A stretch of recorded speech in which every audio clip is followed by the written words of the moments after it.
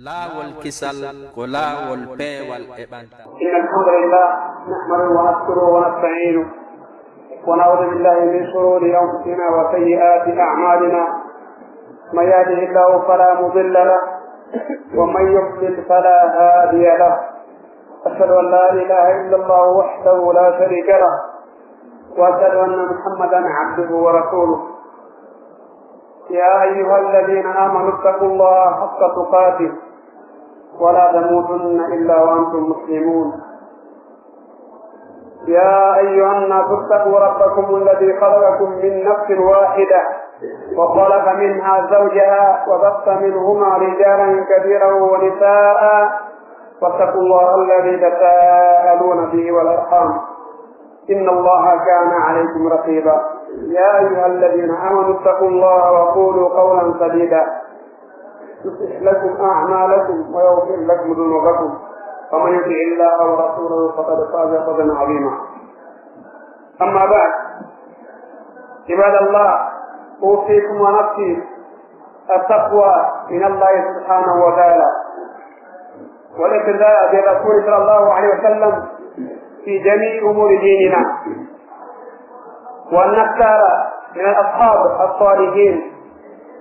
وأن يكون رفقاء كل واحد منا من الصالحين. إن مصاحبة الصالحين فيها من المنافع لا تعد ولا تحصى. إن الإنسان مفطور على الأنس بالناس ومخالطتهم، وهذه الفتنة تنمو أحيانا بين شخص وبعض أشخاص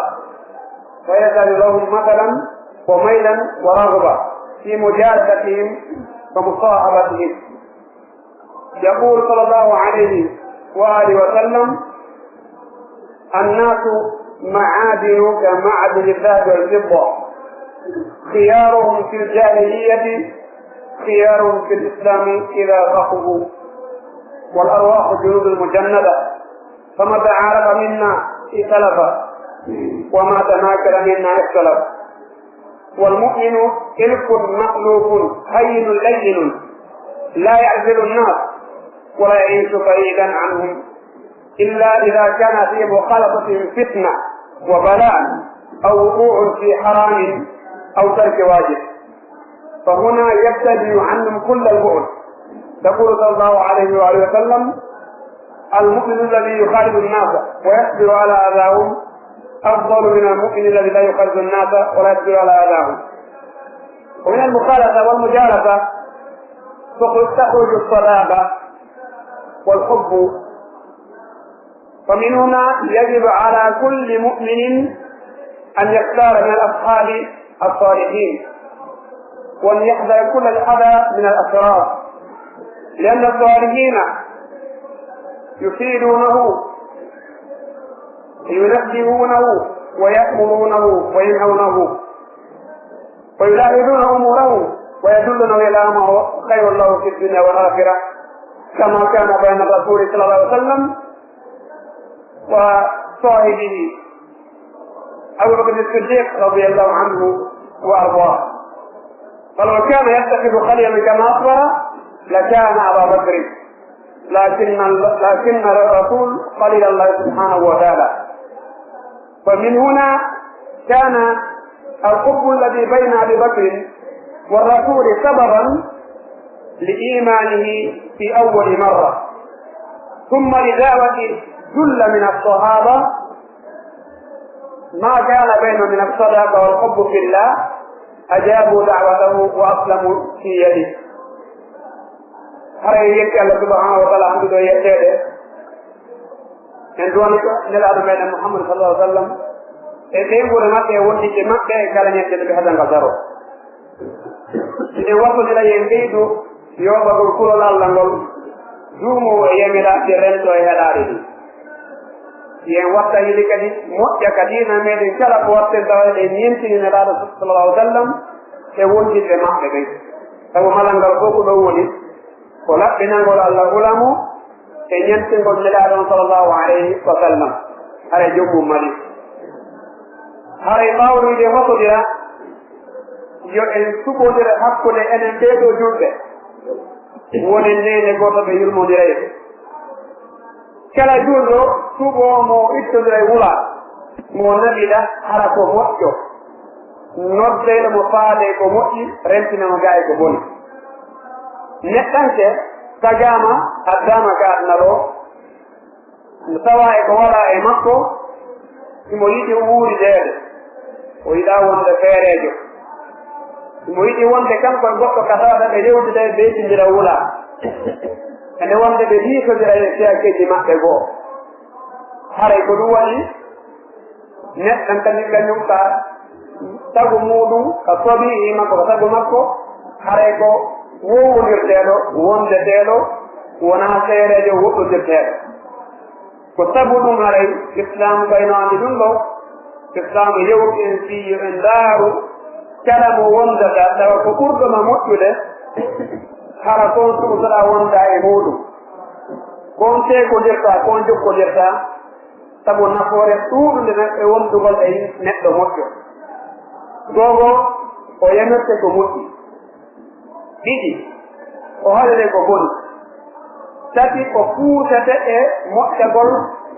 moƴƴere tawende nde feccete an nde hewti e jeyaɓe Allah wuuridaɓe ɓen ɗum ɗon ɓeydoyo ko moƴƴi ko wondade kon ko wonda juurude janngude muurude hajjude ko fuuse e waɗugol moƴƴi goɗɗi goo fecceji e jeyaɓe Allah ɓen siiga hiddingol mandake ma moƴƴiɗi yoma qiyama so yiirima faljere o laaɓante reedu hakkude moɗon hara o wirtarima o bonnaari inde maɗa bal nafoore munden no duuɗi haray ko ɗum waɗi no tawa ko ɓuri moƴƴude mo kala yo tawa ɗamaɗi weldiɓe tawa ɓeeɗo no ɓurma e piiji si tawata ko naɓayɗi ka moƴƴiriɗi mo kala anndi yew ko on sigi subaka welda e muɗum tawa kadi fiyaake ma fuyi ko waɗata a diisodira e maɓɓe tawaɓe on taɓɓitay ka bindi ko faala ɗum wadde kon ko honɗum bindi ɗi wi'i fi muɗum aya jogoran ɗen e makoni hae kuuɗe sahabaɓe nge taabe inayi haray ko sabu ɗum ɗo tawiri neɗɗo no haani subaade moƴƴo mo o wonda gila ka faykoy haa ka mawɓe gila ka jiwoy haa ka reniraaɓe mo wondi e moƴƴo o moƴƴay mo wondi e bonɗo o bone ko ɗum waɗiraɗo maaka ni yimɓe ɗen siɓe mari ngaluuji mana ɓe mari jikkuuji siɓe mari nooneeji naaɓe noone gooto kono keŋŋi e kaalisi buyno wiye kaŋŋe kono fof na mbaadi wootiri wonaa valere gooto jogii goɗɗe goo heɓay buy so a yeeyi goɗɗe goo heɓa feeɗa ko noon haray yimɓe ɓen kadi wayi ɓe naaki suɓanooɓe e maɓɓe tawa no annda ko yimɓe wewɓe wondude moƴƴuɓe jikkuuji nunduɓe huwonirteɓe no moƴƴiri ko aɗiɓe juuɗude ka jahiliya ɓen kadi no waawi wonde subaaɓe e maɓɓe ka islamu siɓe janngiide faami ali ko jikku kañum ko fomia mana ko tagudi jikku fayɗa ko tagudi wonko neɗɗon ko wowonirteeɗo jiisonirteeɗo welɗo naɓudude ɗum ko tagude e neɗɗanke si tawi noon fewɗo o annda islam tawiɗa weli naɓudude moƴƴa Allah waɗi a faami islamu kay tun a janngi a wakkili kay janngugo ngol a faami diina kam a filmi saɗa janngude ka diina maɗa haray ko ɓuri heewde kon ko eggugol ɗum ko iwgol e keefera ko mum araka islam kono jikku ngu kon arda e makko si tawi no jikku ma ngun ɗuuɗano moƴƴude law ko etande moolanteɗe ngo moƴƴirta isan ko ɗum waɗi haray no haani ka wattuna yiɗi moƴƴintigol jikkuji maɗi no tawa kode moƴƴitinirte etagol jannga faama suuti waɗi gaddum ila safuhu so tawi ɓe faami sabu so ɓe faamaɗi ko jikku ko monta neɗɗo non jikku laɓangu wo so tawi a heɓaali faamu ko islamu haray fuɗɗoode nden a faɗii nden ɗon ɓe maaki wonkiiji ɗin ko koneeji senndaaɗi kala wonkiiji wowondirɗi ɓen ɗon ɗiɗo naɓi ɗay kala wonkiiji huccodirɗi ɓen ɗon ɗiɗo ɓoyata oɓe naɓidata ɗum ɗo ɓe holli kamɓe sa sallam hari yo neɗɗo wono neɗɗo wowodirteeɗo nabidateeɗo ko suɓa e wondeteede yen ɓurɗo e moƴƴude ɓe maaki la tusahibe illa muminan wala yakulu ta'amaka illa taqiyun ɓe maaki wata wondu sina neɗɗo gonɗinɗo wota ñaamo ñaamete ma on si wona neɗɗo hulowo Allah subhanahu wa taala sa wonde ka suudu ma siko ɓeynuma ma ɓiɗɗoma yo taw ko gonɗinɗo sa déppense ay ɓeeɗo dañama yo taw ko huloɓe Allah mi tawi a gonɗina ma ɓeeɗa gonɗina wondiga mo ngal moƴƴa sa wonday ka yaasi anke wuuriteteɓe ka yaasi ɗen yo taw ko gonɗuɓe ɗum suɓata wonda e muɗum yo taw ko ɓen ɓoftorta ko ɓen moƴƴotoɗa e muɗum sabu ko hulowo Allah wonma ñamande ko ñamanma wo koko jonnamo sembe e doole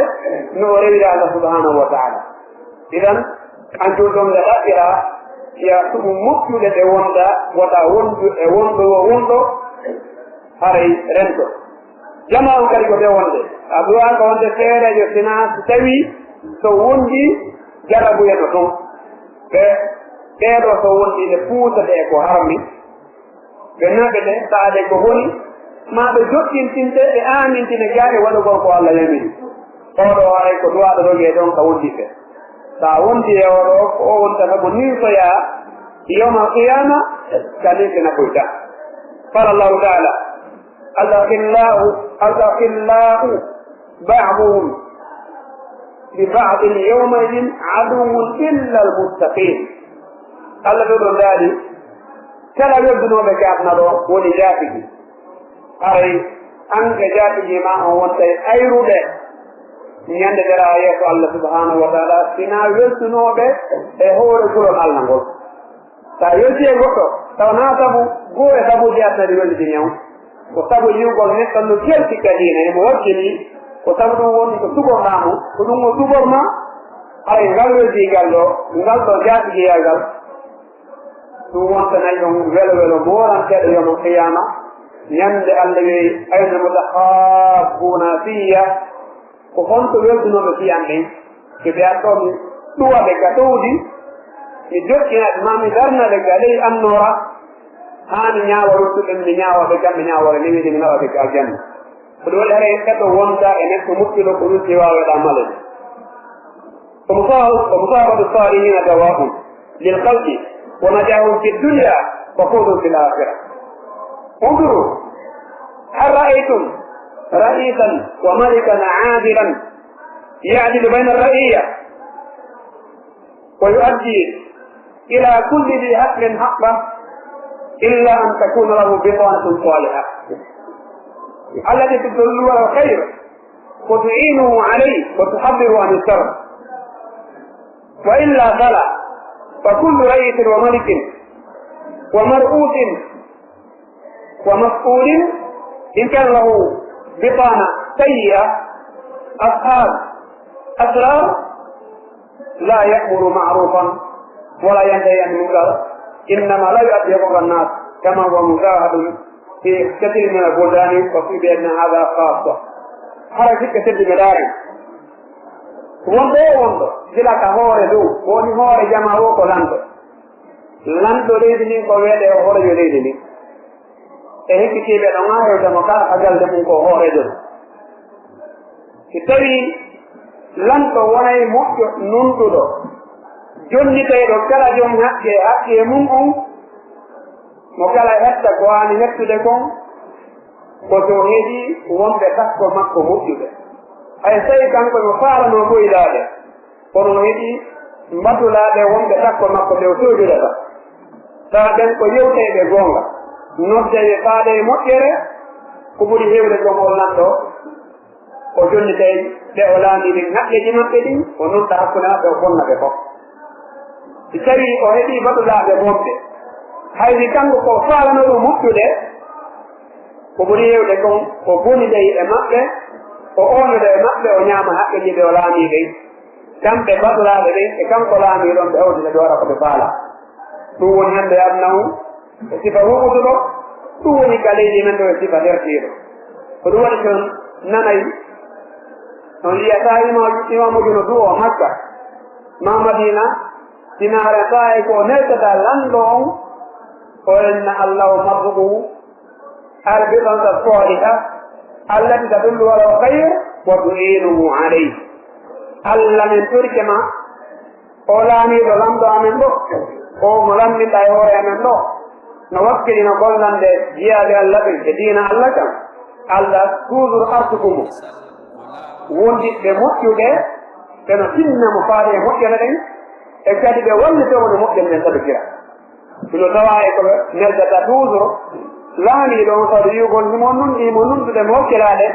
kono seytane no mari bonɓe e nde wonde hoore neɗɗo ko noon kadi wondiɓe bonɓe kadi faade baɗaɗe on soɓe ɓe inna Allah dandu bonɗo baɗaɗe mum si neɗɗo wondaali e moƴƴo ara o derdi sa wondi e moƴƴo ɗum newle ɓernde maɗa piiji ɓuyɗe heɓɓeɗoɗa taaɗi moƴƴa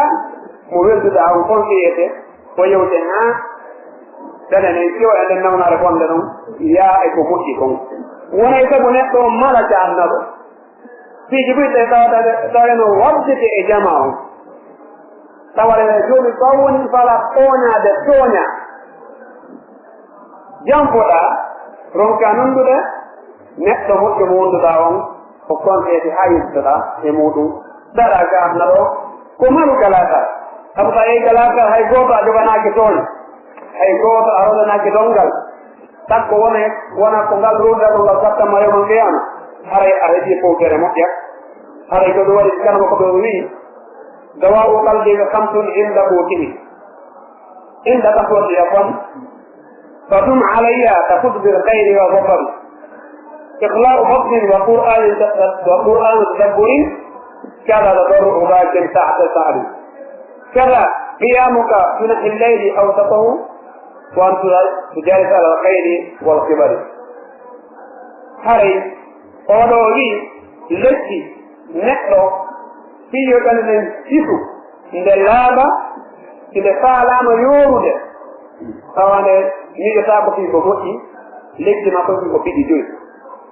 juumo e majji si yo a male gañoɗa gogo reedo ma ɗum laɓɓinde kala ko harmi tawa ko harminade saɓineyru ko dagi ɗon waɗa ko hawri ɗiɗi janngo qur'ana moƴƴa hara ko janngugol sasko ndaara ko yemira kon e ko haɗa kon ngara waajuji ko won ton e kambaji kodoreji wona sabu feewa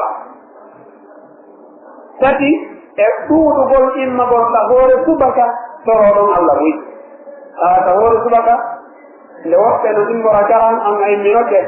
a golli feeɗa e jemma on iɗa jooɗi iɗa tawaɗe Allah subhanahu wa taala aɗa insinade nayi e immagol makka hakkude jemma juula tawa jemma on fof wonta jemma ɗanon ɗo iɗa suɓɗi ɗon e nder jemma on yoga e leerji iɗa wakkiraɗe juula e majji joyi e sakkitewol ɗum eɗe wondata e yimɓe moƴƴuɓe ɗin sa heɓiniɗa tigi nayi a heɓani moƴƴo mo wonda ko bonɗo wonduɗa ñande goo amin titeni noon fof ko acciteni fof o yitte kala ko ebbunoɗa e moƴƴe ɗin iɗan on joomo on oɗo sa ko ɓurta nabbude neɗɗo faalaɓe moƴƴude sa wonde yimɓe moƴƴuɓe humpitiɓe aray amalama إخواني في الله أما مطالبة الفاسقين والمجرمين والكفار من أكثر ما يندم به الإنسان يوم يقوم العباد برب العالمين وقد أخبر الله سبحانه وتعالى في القرآن آية كثيرة من القرآن تدل على أن الصاحب الشر يسبب هلاك الإنسان ومن ذلك ما يلي هاي فيك تدل وندغل neɗɗo mo feewa wonta e neɗɗo mo janngata diina o yarata tawaajete haaji makko fof ko mbi adna tum so yewten ko mbi adna so fuutete o tindinte o waccellinte ko mbi adna ɗum wona e ɗowɓe adna ma ne yoora lutteɗa ka moƴƴeeri ɗin fendete ɗon yahata adna on wona fendede ɗon ma ronka yewde hay gonsengo ɗon fiw hare ko ɗon qur'ana yettiten fii muɗum restini kadi fii muɗum nokkeeli yeewuɗe eyaje qur'ana no tawa e muɗum kasatu sofat Allah yeti en ɗo fi ɗiɗo weldunoɓe ɓayde weldi oya feewi oya sani fewude ɓe haaɓi ɓayde haaɓi oya naatoyi ga janna moƴƴo on gonɗo gorje makko mo haɓi to yaari ka yiide on tuma yimɓe aljana ɓe no andira tawa e ko ɓe andira jooɗagol yewtida ittidira wula huɗɗa ga janna ton on tawa e ɗum no heewi ɓe ɓura an نقول وأقبل بعضهم على بعض يتساءلون قالوا إنا كنا قبل في أهلنا مشفقين. نصون كذي فأقبل بعضهم على بعض يتساءلون قال قائل منهم إني كان لي قريب يقول أئنك لمن المصدقين أئذا متنا وكنا ترابا وعظاما أئنا لمدينون قال هل أنتم مطلعون فاطلع فرآه في سواء الجحيم قال تالله إن كدت لتردين ولولا نعمة ربي لكنت من المحضرين. أي جنين هكذا لم يتم أي أولا يمكن جنة بجوز بيوتا بلام نزل قول النار إنك جنة بلام نزل إلوان إنا كنا قبل في أهلنا مشفقين فمن الله علينا ووقانا عذاب السموم إنا كنا من قبل ندعوه إنه بر رحيم. كنت قيوت لأقل مكة بأن تسبوج بأن أقول به تبجني بها بترني بيغور مكة الله رواك بيغور الله ميني به أقول به أجنة بيه بترون الله جاهدنا نتراك بيوتك أجنة أنا إذا مرنا ويجب هي إذا مرنا بورد بوي هم تبيوني وإن إذا مرنا بورد يتاكم وهو لمسه ما يمي تطو landite golle mon ɗe yoɗe ke tango ye are ƴeewen ndaren semeno tomo ka yiite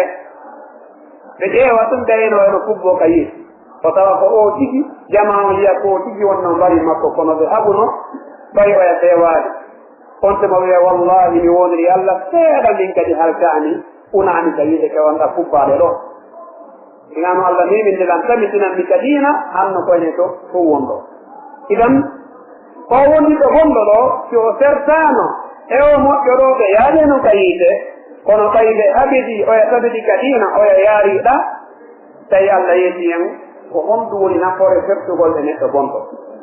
sa suɓaari mo wonta a rentaki amrataki hay kadalika ma jara bayna rasulullah sallam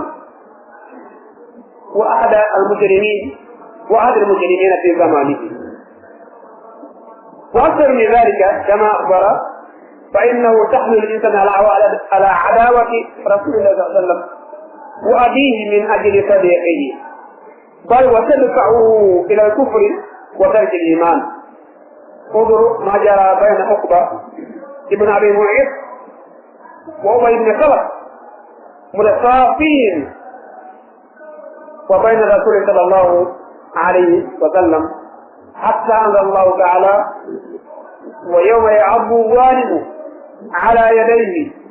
يقول يا ليتني اتخذت مع الرسول سبيلا يا ويلتى ليتني لم أتخذ فلانا خليلا لقد أضلني عن الذكر بعد إذ جاءني وكان الشيطان للإنسان خذولا كوندو بولدك بوندو نونا سبو وهذا كلام قال وابدي مجرد كفالا موكودا وياما هي وطيب وصول دنيا ويقول لكم كفتو ما بيدو كفالا من إما الجوال وانا يوغو الحج تلدتو ما كنا بيمودو وصول دنيا تفوك دي يوغو القواجة دينا كجنة وتقبل كنين رمهاتا ونفتيا رمكا يوغم حياها طوالا ودو وجهاري مقبابة sowa duuɗiɗe goo no tawa ko sakkotoɗe e yewgolɓe waajuji ɗin e jamdeji ɗin goreɓe maɓɓe saaɓe fof ɓe sowiɗum ɓe ɓeyni oya faala kañum sortaɗe ya paɗoyo ɓeyditoyo ɓay gandal haarataake gaynataake hayso mari seeɗa kono ɓe sowtinamo ɗon ɓe jooɗo e haala wi ha tan o feƴƴa o jampo ma amma ka fanduɓe duuɓi ɓey ka tawi koy ala jeɗal jo meɗen ɓoynotoɗo ka toɗi ano tagira noon haa yo ɓoyata ko ni kala mo yiɗen e geɗal meɗen woni bandi yalti juuɗe sali kenande nena non e bennum añiɓe haray sabu on ko wonɗiɓe bonɓe ɓe ɗum ɗo ko seeɗa lamdaki nise mo kala men andi ko noni ki tarti e muɗum mo kala men andi ɓiɗɗo ma mo geɗuɗa o ko noni sabu ko ɓuri hewde ko tawi ɗum heeɓi e wonɗiɓe bonɗo hayo goo mi tenni ha moƴƴi o yoɓina jewɓe makko tan so ewo kawɓe jonna baasi ko goreɓe makko bonɓe ɓey mo yaada ka muɗum te feƴƴina ɗon tan on ineɓe tawi o watta wujjude o ƴetta o sakko tawa fof ko sabu goreɓe bonɓe ɓey ɗum ɗo no heewi waɗde hannde eɗen heeɗi ɗum ɗum waɗi mo kala no aani e goo jiiɗi hannde sabu anngal wondiɓɓe moƴƴude ka koɗoli fay koye ɗo cawonda ɗum ko kumbuɗi ɓoylaade haray ɗum waɗi so tawi neɗɗo boni haray o bonnay ko ɗuuti so tawi tawi ko goni heɓude ɗum wiɗen hay tawa ɗuuɓiɗen no heɓa on probléme ɗon no foti ɗo eɓe Allah hokkata niveau e seeɗa ka gandal ma jeɓal seeɗa ka jawdi ma Allah hokka woɓɓe laamu wona lamɗo leydi ma lamɗo feccere ma lamɗo tenku ma lamɗo seydi goɗɗo ko o heɓa wondiɓɓe bonɓe te puuta mo ha o bono eɓe o laami ɗen o bono e jama mo woni jeymo ronka ɗum de fe hande ko ɗum fewni haray ɗum ɗo wona sabu neɗɗo aña hay demmu aña nde Allah sallah sallam e yiya woɓɓe heɓɓe jeegoɗeɗo an ɓiɗɗo makko o heɓuno wondiɓɓe bonɓe ndoye Abdourahmane e nder ɓiɓɓe makko ɓe fof ɓe o jiɗiɗi ɗen kañumma e ndene makko e ɓen makko e canko ɓe fof ɓe naati islam mo tawa e fof ɓe gañaade ɓe fof ɓe naati islam si wona Abdourahmane oɗo tawi ceekuji e wondiɓe bonɓe geɗi ha ɓe feewi ɓe fof kanko e ɗegore makko nen mo makko men kañum wondi noon kono tawi ko julɓe nayeɓe no maaki Ousmane jammaɗo Abou Kuhafa ɓay woni ha ɓe feri fottama Badri hare fuɗɗi ɗeɗon leññande ko no faare ena boko liftuji yebbe leññande aranum ɗum o warogol ton ɓiɗɗo makko ɗon ko ɗum o yeɓɓuno kono rewi laawi ɗin fofti yo hemdo mo Allah woɓɓodiri ɓe ɓay ɗum feƴƴoyi Allah waɗa yeɓal makko ko mbaɗa islam o firmoyi Abdourahmane ibn Abi Bakr as-Siddiq e hoore nde Aboubacry ɓayno wonduno ñaari no moƴƴiri ko kanko attinande ɓe islam goɗɗo aɗaji ɗum ɓay o nani nelaɗo lulama toyo nanuno ko ɗon wari o nooti goto aɗaji mo ko islam e kala gorko juuɗo o woni kadi sabu ɓe o weldunoɗen ɓay o moƴƴi kanko koori ɗo yahata yeeɗi ɗo attinade islam ɓe fo naate juuɗe makko islam idan ko heɓi ɓuran morantengal aɗago ka islamu e ndaarugo kadi weldiɓe mumɗen foɗaɓe ka islamu tawa kadi ko tawaɓe ɓe faaɓe ɓunal awwalun aran e islamu ko jeɓanongal ɗo no holla wonde makke a moƴƴi a moƴƴirama sa wondi a moƴƴi a moƴƴirama haray eno oɗo e Uqbat ibn Abi Mu'ayt o arno ɓenare no janga Qur'an o heeɗi koɓe jangata kon o laari o tawi ɗum ɗo ko gongani o lambinaɗo lamde ɓe jaabi o wi sallat ko gongani o wi o jaɓi dina kam ɓay wonnike ɗon ko foftoyi e weldiɓe makko on teɓere ɓurɗo wonde no weyi Ubay ibnu Khalaf tawaɗo e ɓurɗo wonde e beraɓe o wi mi nani wondema an kadi a murti a hakkiti ko tawɗen noɓɓen kon a jotti Muhammadu o ɓay imurtaɗi ko goonga mi yiirimo mi jokki o nangimo ɗon o soodimo haa o wi hee si a pertaaki on accutoɗaa ko joggi kon wontoɗaa e wondege mum ngol law aɗa jiɗa hannde fof wondaaki o en nigitiki gore muɗum moƴƴa ko tawi gore makko no welamo yo año nelaaɗo o suɓoo gore makko on tuma suɓi gore makko o yotti oɗo Allah yeɓɓini fii makko e kala ñembuɗo mo ñande neɗɗo tooñuɗo on ŋatoyta junngo mum ngon o ŋata bone te sunaare e ninse o wiya haananino lan hara nin e nelaaɗo on ko laawol gooto men wonno e muɗum hara ko ngol mi jokkuno haananino lan ninse an ƴeewiyerte an haanino hara mi joganooki kaariijo mbari mi joganoy to wonɗiɗɗo e welɗiɗɗo ndaari o majjiniran jaa'idiina kam tawi ley woni haa laawanina fof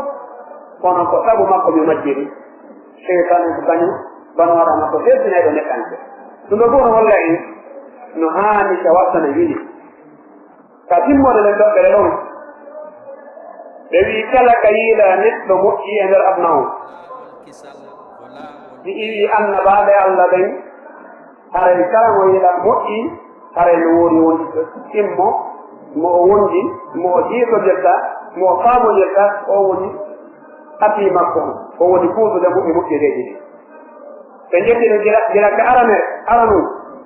ɓe jetti ka Abubakar ɗo ɓe jokkini ɗon yaya hanene ley tawi ko non woy haa ka sabaji sakkitori ɗo kala ka yiɗen kalano ko ɗo foodi ka islam jande makko nen duɗa makko ngal ngal foodi andu ko allah waɗo mo wondi e wondiɓe moƴƴuɓe ɓe ɗiitodirta ɓe jonnirde feere islam o yara yeeso ɗon o waɗa saari mbaɓe yettuɓe no tawi ɓuɓe yettude kala makko e ka zamanu temeɗɗe waɗi duuɓi temeɗɗe jatti temeɗɗe jeɗɗi o wedde ɗo ahmad ibne abdul halim ibnu taymia rahimahullahu taala on nde heɓuno wondiɓɓe moƴƴuɓe kelɗuɓe larteɓe fiiji ɗi tawa hay lettre ari mo o janga lettre on ɓe adda pehe e muɗum ɗum wonno sabu o haɗi kala keeferaku e bidaaji e firkuuji haa o koori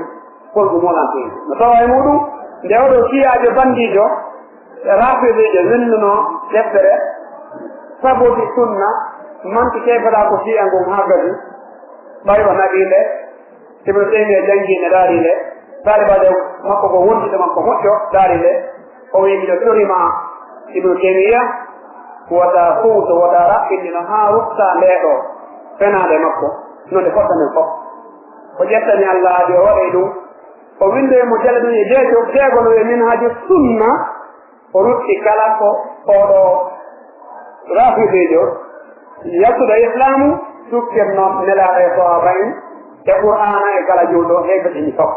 idan ko ɗum waɗi wontiɗɗo moƴƴo no moƴƴani hay kamo kojo wona figal lamɗo wona figan jongelle wona figan paytum tawi ɗowɗo ko ɗayiɗo mo tawɗa koko holla woliyata yiyanta wori mum ɓe fof suɓanaka wonɗiɓe moƴƴuɓe hayde to finance aron kawaron kaydere sa on en dori allah subhanahu wa taala hokkore wonɗiɓe moƴƴuɓe aqulu qawli hada wa astaghfirullahi li wa lakum astaghfiruhu innahu huwa ghafurur rahim alhamdulillahi rabbil alamin wa sallallahu wa sallam ala muhammadin wa alihi wa sahbihi ajma'in ibadallah inna min manaqib الصالح الرفقة الصالحة أنهم يأمرونك بالمعروف وينهونك عن المنكر ويأمرونك بالعدل بين الرعية وبين المتعاملين فيما بينهم وهي الوصية العظمى لكل من له مسؤولية وعليه مسؤولية فإلا وإن كان له قرناء سوء يقودونه إلى المهالك وإلى المنكرات والمنهيات وإلى الخيانة فيكون عاقبته سوءا لكتبت قول الله سبحانه وتعالى دعاء النبي صلى الله عليه وسلم نقوى النقوى heɓugo wondiɓɓe moƴƴuɓe ka lamɓe ka hooreɓe ka soodoɓe gila ka hooreɓe mutidal tawa ko ɓen si tumodirama ko ɓetti jonnete konngol no tawa ko wonta sabu ko ɓe laani kon ko ɓe alfena kon moƴƴa heɓugode sakko maɓɓe ɓe liidodirta tawa ko moƴƴuɓe sa heɓi ɗum ara e malama ɓe ndaari imamu malik rahimahullahu taala mo tawa imamu e ɓurɓe jaɓaneede e nder adna o imamu ɓen ko ɓe nayo ɓura anndeede ɓe ɗuuɗi ɓuy kono ko ɓe ɗaɓura anndeede mawɗon ko abou hanifa hekkimo imamu malik hekkimo imam mouhammad ibne idrisa ashafii takkiti ahmad ibne hambal ashaybani imam malik enen tenen kanndiga mo tawi ɓuwaɓe jaɓaneede kono fokkitanɓe makko nen ñande o fokkitata haali ko wondiɓɓe bonɓe o fukkino heɓude ɓe fuutimo yoɓe yawde ekkito yimmugol e ɗaɓɓugol kono ɓay tawi o mari nene moƴƴo o jiifinene yumma makko tawi ɓen makko ma yino yummakko ma kene mo ko ɗum goro e ma ɗum faanama o wi ko ɗum bilen men faala wadde tawi ko ɓay gonni faybaade hay duuɓi jeɗɗi feyda kono tawi o lamdi min makko ɓiya makko wi joni tan faala ɓay koye a wiye tout andeɗa mi holde ko waɗa ɓiira makko ɗaɓɓani o gurmutu mum sofotu ɓornima ko ha moƴƴi naɓi makka joni heeso sallam tawi ɗon oɗo kala mo kodemino janna ɗum o wi jooɗiɗo herɗa koko woni wadde ɗo ndaara si a heeye nafoore ɓuri ko fukkitanɗa ko fiilan ɓay o jooɗike ɗon ɗon e oɗo hedde duuɓi sappo e jeeɗiɗi tawi o woni ganndo aduna on ganndo aduna on o heddi kadi wondiɓe moƴƴuɓe kalmo koɓe yeɗɗuɓe ɗoɓe duuɓi sappo jeɗɗi e wattu jannde ka juuɗe neɗo sa sallam ha tawi wiyete wondema landal jaɓaɗake madina ɗo tan winama risina ɗo harana kanko moƴƴaɗigal kesan ko ɗum heɓugo wondiɗo moƴƴe fewjowo moƴƴo nafay on tigi dogugol gombe men arabaɗaki ɓen nafa jommu lande woganko haysi ko hoore mo kiɗaw fewjowo kadi wore e tummodirama ennaele maccumodiramen famille on si tawi on no mari ko ɓaɗimo fewjoneɓe mo ko moƴƴi kuusamo e diina yemre mo yo nunɗu o fonna fof ɓe fof ɓe yeyna hoore men ka aduna ɗo o kala kala ɓuri mawnude si tawi o mara ɗum ko kanko waɗi ɓutta ɓit o jikkati tum ma ko kanko e ɓe gelɗaɓe ƴewtata kaka dina sakkete ɗo ñaaji maɓɓe ka suwinan aduna e faale janne tum puusete woni hen aaji maɓɓe dina kan ɓe yimmira ɗum ɗiwɗo comme nutta yakkeda yeeso jommum ni sen laami ɗon gila ko hoorejo leydi on haa meeɗi leydi ko ɗum waɗi hay numɗal ngal heɓotaa ko e yimɓe tawɓe ɓe numɗa ɓe honno wiyete ɓe mara wondiɓe moƴƴuɓe ko ɗum waɗi ka leydi men ɗon tawa ko ɓuri en tontude ko ɓuri en tamkinde ɓuri hewde kon wonto hoore wo aray ko wonɓe mbaddulaaɓe wowɓe ɓen mbaddotono ma ɓurɓe ɓen ɗon kadi anngal anndugol ko fokkitana aduna e lakkara so tawi wayi noon o kara an laama ɓen yiyetta nafoore yeeso maɓɓe ɗum waɗi aray no haani seedugo toragolal ɗo leera moƴƴinen allah ari baledi men ɗo ibadallah inna wurata umuri muslimin haqqun alayhim an yuqimu al-adla fi nnaasi وقد جاء في مأثر الحكم والسياسات لا دولة إلا برجال ولا رجال إلا بمال ولا مال إلا بإمارة ولا إمارة إلا بعدل فينبغي أن يكون الحكم كله عدل ورحمة في خفض الجناح ودين الجانب وقوة الحق والحكم تكون فيه المسؤوليات والولايات والآمال تكليفا قبل أن تكون تسليفا وتبعات لا ثروات ومغارم لا مغانم وجهادا لا إخلادا وتضحية لا تحلية وميدانا لا ديوانا وعملا لا أقوالا وإيثارا لا انتصارا لا استنكارا إنصاف المظلوم ونصره للمظلوم مهضوم وقالوا للمخصوم وردع للظلوم ورفع للمظالم عن كواهد الضعفاء وهذا الاعتبار لمن أظله سكتب حرم نهانا كلا تولنو قال وانت سوجوه ما الله ولي مسوجوه هل كناد يهدو تأبا وجدت مؤيدك وانا فستما ndesen nden ñande jama'u yeena boyeeko si tawi o heɗi wonduɗe bonɓe o nungata bew o nungata bew jamaɓe o laami ɗen anda o heɗi wonduɗe bonɓe ɗum noon kala ka wonda si a woni ndulaajo tawi ɓe wonduɗa ɓen ko ɓe yeɗɗa ɓe yeeyata ɓen gañum sak kono noon hay ko an luttitoɗa e berɗi on tawi tawi ko ɗumɗo wonduɗa yeeyatanan ko goonga o wallete haa kala ko yeeyuɗa toɗoɓen ɗa koko moƴƴi soddude juuɗe ma o yette Allah moƴƴa duwano ma hayde seeru kono sino moƴƴi ko kañum tigi nafay amarete so ari wondude goɗɗo kanko honnema ɗum ko kam mbuuri heɓoto o hollatama kay baraji heɓoto e ka gaɗal heɓoto koye fuude ɗum an rewaraji fuu rewano on diga ɗiɗi nan ɗo ɗon kala diga rewe seeɗoma ɗon ɓe ani feƴe ko ɗum ɓe wii konngol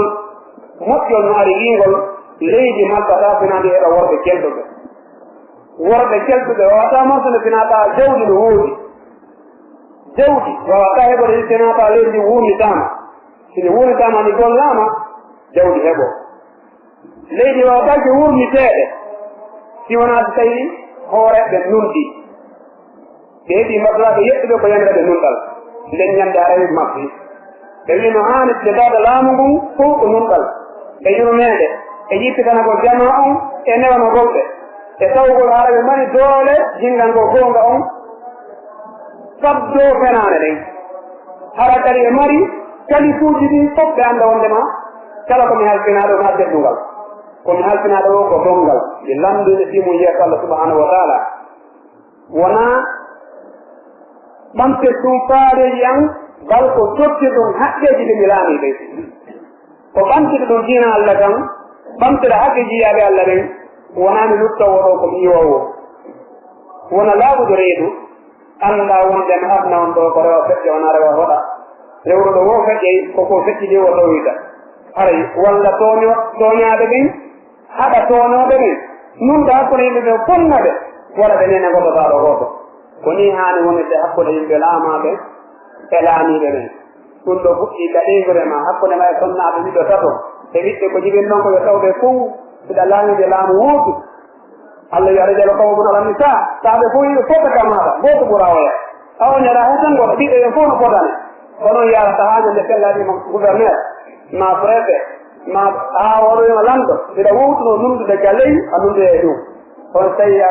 nunɗano a ɗisodirtaki ko falɗawa watta mara ko fewjane ko moƴƴi ko ɓuuri heɓude kono yaltitaka laaɓi ɗen tori Allah walla artire e wondiɓe moƴƴuɓe kala hokkoye dendangal goto kala ni wondiɓe moƴƴuɓe kala kadi mo Allah haalteni hunde fiya jogi men yo lawtoma wondiɓe moƴƴuɓe hara ɓe tindinayi on tigi ko moƴƴi gonɓe puusamo e muɗum ɓe haɗay ɗon ko boni ko ɓe heddinamo ga e muɗum اللهم صل على محمد وعلى ال محمد كما صليت على ابراهيم وعلى ال ابراهيم المجيد وبارك على محمد وعلى ال محمد كما باركت على ابراهيم وعلى ال ابراهيم انك مجيد اللهم اعز الاسلام والمسلمين واذل الكافرين ودمر اعداء الدين اللهم ارزق لنا خيرنا ويغفر لنا ذنوبنا ودنيانا واغفر لنا خطيئاتنا نخرج لنا من الجنه اللهم اصلح احوالنا واصلح بيتنا يا ارحم الراحمين اللهم انا نسالك الهدى والتقى والعفاف والغنى اللهم احينا مسلمين وتوفنا مؤمنين والحقنا بالصالحين وغير خزى ولا مفتونين ولا ضالين ولا مضلين وارزقنا مرافقه الانبياء والمرسلين والشهداء والصالحين وحسن اولئك رفيقا حتى ندخل جنات الفردوس الاعلى وارزقنا جوارك وجوار نبينا محمد صلى الله عليه وسلم في جنات الفردوس الاعلى اللهم ارزقنا رزقا الناظر الى وجه الكريم يا ارحم الراحمين سبحان ربك رب العزة عما يصفون وسلام على المرسلين والحمد لله رب العالمين لا والكسل ولا والبيت